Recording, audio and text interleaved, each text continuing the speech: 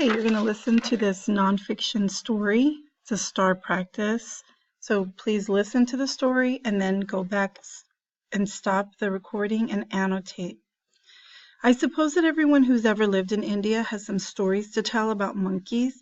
My family is no exception. When we lived in Lucknow in northern India, we saw monkeys almost every day because they lived all around us. In fact, I always thought that it was a little silly that Lucknow Zoo had a monkey house, there being so many monkeys outside than inside.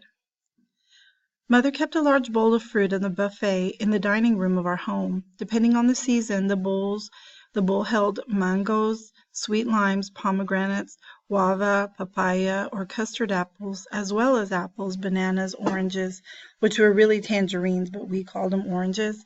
In short, the bowl held everything monkeys like, except peanuts.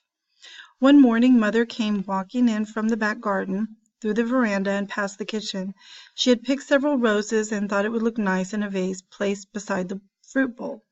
When she walked into the dining room, there they were, sitting right next to the bowl and helping herself to its contents was a mother monkey.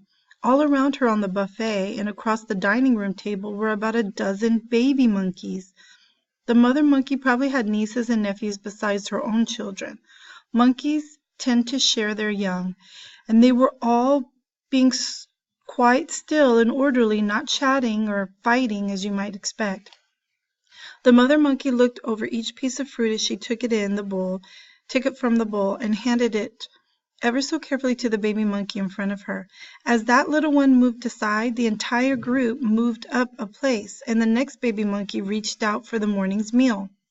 They all seemed overwhelmed by their good fortune, for they were behaving themselves, except that they were all eating all of our fruit, which my mother didn't like at all. Mother backed quietly out of the dining room doorway and called Mame Beg, our cook, who had been busy making breakfast in the kitchen. The best thing to do, they decided, was to go around the house to the front door, tiptoe quietly through the living room, and shut the door between the living room and dining rooms. Then, going from the living room to the bedroom door into the dining room, they could shoo the monkeys out of the dining room by way of the veranda. The fruit bowl breakfast wasn't the last that we saw of monkeys, of course. Once when my sister and some friends and I were parading along the back wall of the college compound where we lived, we met a monkey tribe parading along the same wall, but going in the opposite direction. We saw them coming just about the same time that they saw us coming, and the question was, who was going to give up the right of way? We thought we would, because the tribe was led by a great big old warrior of a grandpa who snarled and grunted and made faint attacks at us as he was coming along the wall, hopping fiercely on all fours. In fact, we fairly fell off the wall trying to get back to the old tree we used to climb up. And because I was the smallest and at the back of the parade, I was almost run over by everyone else hurrying to get away, except my sister. Judy had been leading the parade along the wall and so was closest to the grunting grandpa.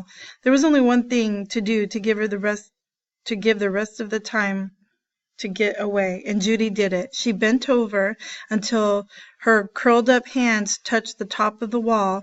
She snarled and grunted and feinted a fierce right back at Grandpa. So when the rest of us ran down the wall to the tree, there was Judy and Grandpa Monkey, hooting and hollering and baring their teeth, daring each other to strike the first blow. The rest of us realized what was happening only after we were safely on the ground, but suddenly we were worried for Judy. How would she get down?